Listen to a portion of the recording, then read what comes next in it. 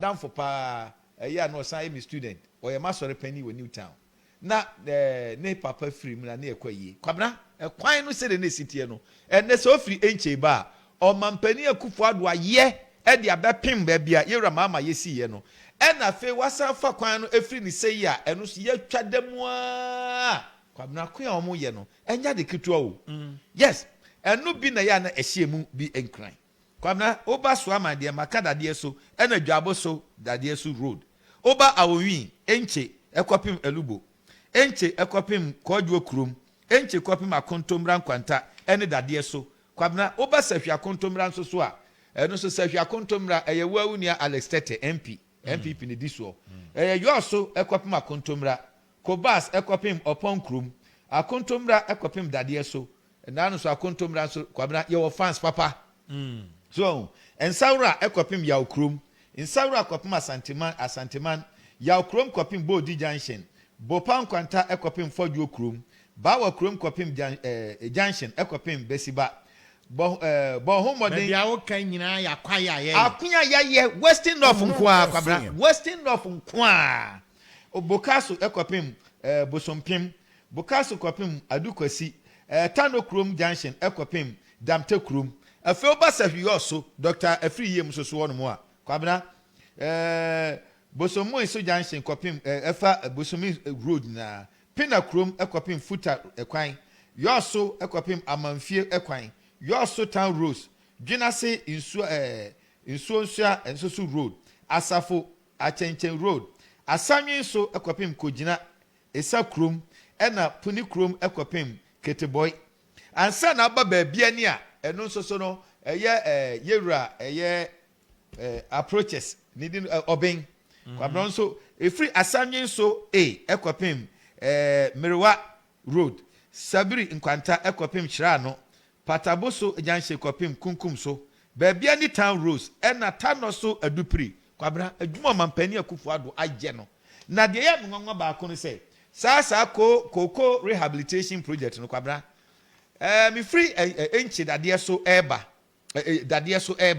na me ni menu aba amarket Europari ansamo penifo no mebrebe afa kodru baabia woma yefu kakaka na msimo yensi ni enkohwe kwabna ekoya unim de omampani any private akabo momo ye body ye enti marketing body na sackers no omo de afra dust sawdust kwabna no omo de fra sawdust na enyini kakra ni atutu de akoma kokofo no omo asa dua makokofo no kwabna 100 acres wo shase last year omo shase 10 million anso adwuma ye no and akufo ado.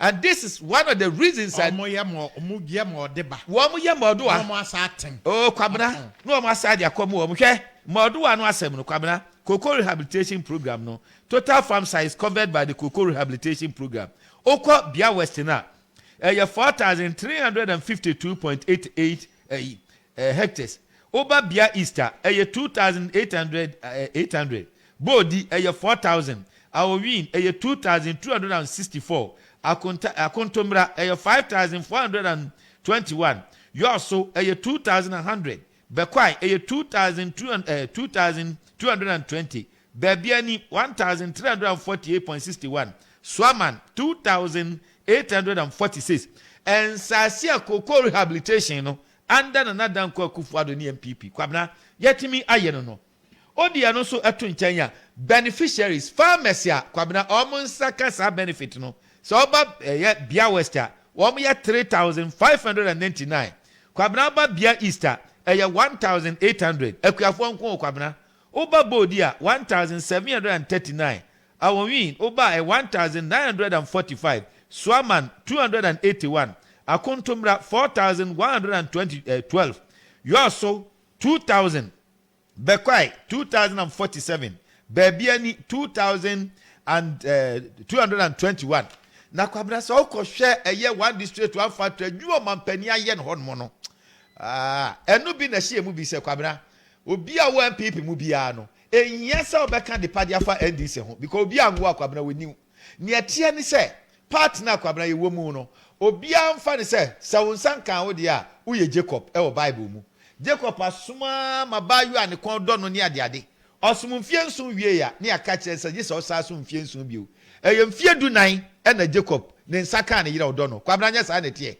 ade no so bread na nsaka eye ade a utumi so mu yie enti bia nyame hihye ye mu no wo utu onu mu me metu onu mu no me nua mo aten tam ane wo position ubedu ane odi suit no obecha mayen adwuma no so ye no behind the scene ya na nansan nsenwurufuo bi kwaka ba bi so ye NDC ni ye de ya no pam nipa oti ase ya botre ye nya koma ese part we eno ne Ghana fo ani da so part we ene Ghana dachi sa tie bia obi ansa beka ne de ebi de ba no pa sa odi abufuo. I'm here because ye de ye ni ye finance minister so said dollar kosoro tieni, and that was part of the reason why this happened. Dollar kosoro aban no ne reporting no one reporting the way our NDC for pay into ayebone muntio again Atoforsen sat in a chair, made a statement that indicts parliament, and thanks Honorable Ejapa Mesa for pointing that out. And people couldn't even see that. Including the same Okuda Tabrokwa Kakawure Jimmy Fuono, not the committee, so Nitimu Shane, Kwasiakwa, at one Kankwasi, just a Jimmy Samunkwano to obey. You people are trying to say, the finance minister, after getting a letter of approval from Parliament, which there is evidence, Parliament for Monsawum, Sawuka Chirame says, Sadia near flawed there. Nan the Amo parliamentarians, Samuko vote to, yeah. Emma, dear, no go through and when year 2017, Waka say MPP for Debbie. Where yet, bra, yet na yakura equal numbers. Are you understanding me? It is a more MP4, no, Debbie, I'm a catch MP4, when we are Jimmy for Yamunte. The current 8th parliament is the most stupid parliamentarian thing we can ever have in the history of Ghana. When we have stupid people who have MPs that say pay us what interest on an allowance, you know there is a problem.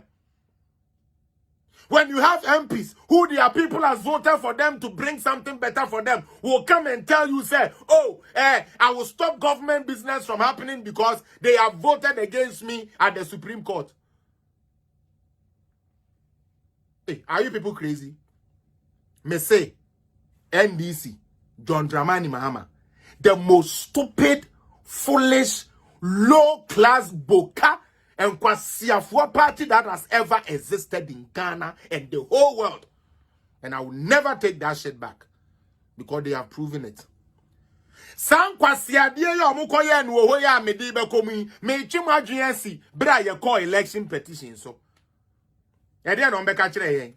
Omanya press conference. I announce kra say welcome the new president of Ghana, Your Excellency John Dramani Mahama. They didn't do that. Meboa.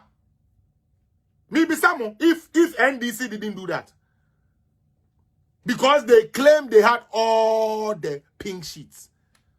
I'm call pink sheet back by. Maybe someone, me say, it's just a simple question. Where I just simple. NDC for call, call 2020 no. Pink sheet to kwa no musu omukurano. Omu to me the back Ghana for. It's no musu Ghana for kunku.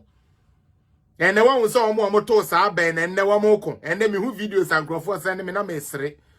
I tell you people say